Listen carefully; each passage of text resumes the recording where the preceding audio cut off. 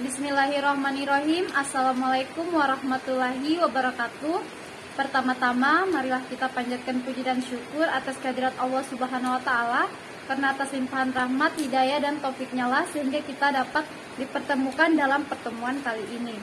Salawat serta salam semoga selalu tercurahkan kepada junjungan kita baginda Rasulullah Shallallahu Alaihi Wasallam, karena atas perjuangan beliaulah yang membawa kita semua dari alam jahiliyah menuju zaman keilmuan seperti saat ini. Baiklah, kami dari kelompok 3 akan memaparkan materi kami tentang aspek teknis dalam studi kelayakan bisnis yang disusun oleh Elvina Sari, Woode Samhana, Rifki Musli, Asih Puji Novianti, Lala Cynthia Nursafitri, dan Rati Putri Presilva. Baiklah, aspek teknis dalam studi kelayakan bisnis. Aspek teknis menjadi bagian penting dalam studi kelayakan bisnis. Analisis ini diperlukan untuk memastikan gagasan atau ide yang sudah dipilih tersebut layak dijalankan. Hal ini dilihat dari adanya ketersediaan lokasi, bahan, alat, teknologi atau metode, keterampilan SDM, serta dana yang diperlukan guna mendukung kelancaran proses produksi, sehingga nantinya dapat menghasilkan produk yang berkualitas dan dapat memenuhi kebutuhan pelanggan. Studi lokasi. Dalam menilai sebuah lokasi, ada beberapa faktor yang perlu diperhatikan perusahaan manufaktur. Yang pertama, letak konsumen potensial atau pasar sasaran. Yang kedua, letak bahan baku utama. Yang ketiga, sumber tenaga kerja. Yang selanjutnya, fasilitas transportasi. Kemudian, sumber daya penunjang seperti air, listrik, keadaan udara, telepon. Kemudian, fasilitas untuk pabrik dan fasilitas untuk karyawan. Selanjutnya, perusahaan jasa. Nah, dalam perusahaan jasa, yang pertama itu lokasi mudah dan dapat diakses konsumen. Selanjutnya, lingkungan yang mendukung usaha. Kemudian, kesesuaian dengan lokasi pesaing. Selanjutnya, izin lokasi dari pihak yang berwenang. Kemudian, tempat parkir yang memadai. Nah, selanjutnya saya serahkan ke pemateri berikutnya. Selanjutnya, tahapan pemilihan lokasi. Yang pertama, melihat kemungkinan wilayah mana yang akan dijadikan lokasi usaha dengan mempertimbangkan regulasi pemerintah, jenis proses produksi atau jasa yang akan menentukan spesifikasi usaha yang berhubungan dengan tenaga kerja, pengangkutan, dan lain sebagainya. Yang kedua, memperhatikan pengalaman dari usaha orang lain atau pengalaman sendiri didasarkan pada jenis barang yang dihasilkan dan proses produksinya, karena keduanya akan berpengaruh pada sarana angkutan, pasar listrik, air, dan faktor lainnya yang dianggap penting. Ketiga, mempertimbangkan serta menilai dampak sosial ataupun dukungan dari masyarakat dan sekitar lokasi. Selanjutnya yaitu metode penilaian lokasi. Yang pertama, metode penilaian hasil. Dilakukan dengan melakukan penilaian terhadap semua faktor yang dianggap penting dalam penentuan lokasi dan diberikan bobot penilaian.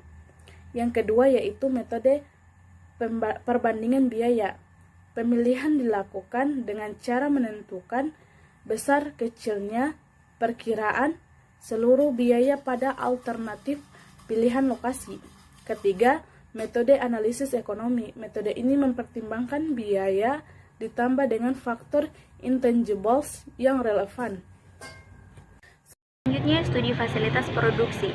Studi fasilitas produksi meliputi studi tentang penggunaan usaha, mesin atau peralatan, serta tata letaknya, teknologi, dan tenaga kerja yang diperlukan. Selanjutnya yaitu bangunan usaha. Perencanaan bangunan usaha terutama berkaitan dengan bahan-bahan yang diolah, proses pengolahan, penyediaan di ruang pemeliharaan, masalah yang berhubungan dengan material handling, fleksibilitas, keamanan, kekuatan, dan lain-lain. Seluruh faktor akan berpengaruh pada besarnya biaya yang akan dikeluarkan untuk menggandakan bangunan usaha. Bangunan usaha yang perlu diperhatikan adalah pabrik, konter, dan gudang. Selanjutnya, tata letak pabrik perusahaan munafakot, yakni penempatan fasilitas-fasilitas yang dipakai dalam pabrik seperti letak mesin, alat-alat produksi, lajur pengangkutan barang, dan seterusnya, yang harus dikaji agar proses produksi dapat dijalankan secara efektif dan efisien. Faktor-faktor yang perlu dipertimbangkan dalam menyusun layout pabrik: sifat produk, jenis proses produksi, jenis barang serta volume produk yang dihasilkan, fleksibilitas letak fasilitas untuk mengantisipasi perubahan proses di kemudian hari, aliran barang dalam proses produksi sehingga tidak saling menghambat. Penggunaan ruang hendaknya selain efektif untuk bekerja juga memperhatikan kesehatan dan keselamatan bekerja. Hendaknya perhatikan kemudahan dalam hal pemeliharaan dan pengawasan. Tata letak kantor perusahaan manufaktur. Tata letak kantor harus dirancang dengan memperhatikan: yang pertama, besar kecilnya investasi; yang kedua, kemudahan dalam berkomunikasi; yang ketiga, fleksibilitas pemakaian ruangan; yang keempat, struktur organisasi yang diterapkan; yang kelima, bentuk layanan yang dilaksanakan secara rutin. Tata letak bagi perusahaan jasa. Tata letak fasilitas jasa yang tersedia akan berpengaruh pada persepsi pelanggan atau kualitas suatu jasa. Unsur-unsur yang perlu diperhatikan dalam tata letak fasilitas jasa meliputi: yang pertama, pertimbangan spasial; yang kedua, perencanaan ruangan; yang ketiga, perlengkapan dan perabotan; yang keempat, tata cahaya; yang kelima, pesan-pesan yang disampaikan secara grafis. Pemilihan teknologi. Pemilihan teknologi hendaknya dipertimbangkan sejak awal karena kemajuan teknologi membawa efisien yang tinggi pada proses produksi sekaligus menghasilkan produktivitas yang tinggi pula. Berkaitan dengan pemilihan teknologi, biasanya suatu produk tertentu dapat diproses dengan lebih dari satu cara sehingga teknologi yang dipilih pun perlu ditentukan secara jelas. Patokan umum yang dapat dipakai misalnya dengan mengetahui seberapa jauh derajat mekanisme yang diinginkan dan manfaat ekonomi yang diharapkan. Terima kasih atas waktu yang diberikan kepada saya untuk melanjutkan pematerian sebelumnya. Selanjutnya, studi proses produksi. Studi tentang proses produksi dapat dilakukan setelah bangunan mesin, teknologi, dan tata letak mesin ditentukan. Kegiatan produksi umumnya dimulai dari realisasi penyediaan barang atau jasa yang telah diperkirakan atau dianggarkan dalam anggaran penjualan termasuk kualitasnya sampai bagaimana persediaannya. 2. Rencana kapasitas produksi. Kapasitas didefinisikan sebagai suatu kemampuan pembatas dari unit produksi untuk produksi dalam waktu tertentu. Kapasitas dapat dilihat dari sisi masukan input atau keluaran output.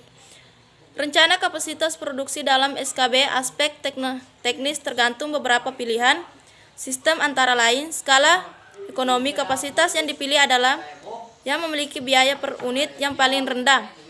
Kelemahannya, waktu pengembalian modal berjangka panjang sehingga produk menjadi kurang fleksibel untuk disesuaikan. Fokus fasilitas, yaitu penyediaan produk yang lebih disesuaikan dengan kebutuhan. Perencanaan jumlah produksi. Aktivitas produksi hendaknya direncanakan dengan baik agar jumlah produksi yang dihasilkan tidak terlalu banyak atau sedikit. Faktor yang mempengaruhi rencana jumlah produksi yang biasanya dijadikan pembatas jumlah yang akan dihasilkan adalah: 1. Permintaan 2. Kapasitas pabrik 3. Suplai bahan baku 4. Modal kerja 5. Peraturan pemerintah dan ketentuan teknis. Terima kasih. Di sini saya akan meneruskan pemaparan materi dari kawan saya, yaitu mengenai bahan baku dan bahan penolong. Studi mengenai bahan baku dan bahan penolong adalah penting untuk mengetahui apakah gagasan yang dipilih layak dari ketersediaan bahan-bahan tersebut. Kebutuhan bahan tidak terlepas dari kebutuhan produksi. dan penilaian dilakukan mulai dari banyaknya persediaan di pasar, kemudahan mendapatkannya, dalam jumlah berapa banyak, ada tidaknya kemungkinan barang substitusi, supplier, tingkat harga kebutuhan rutin usaha, dan seterusnya. Kemudian, manajemen persediaan. Manajemen persediaan barang terbagi menjadi dua, yaitu permintaannya bersifat independen, di mana sifat permintaannya tidak tergantung pada produksi barang lain, dan yang bersifat independen, di mana sifat permintaannya tergantung pada jumlah produk yang dibuat. Ya, mungkin dari kelompok kami hanya dapat membawakan materi sebatas ini saja. Mungkin apabila teman-teman ada hal yang tidak dipahami atau ingin menanggapi dari materi kami yang kami sampaikan, bisa kita diskusikan bersama di grup mata kuliah kita. Akhir kata saya ucapkan terima kasih. Wassalamualaikum warahmatullahi wabarakatuh.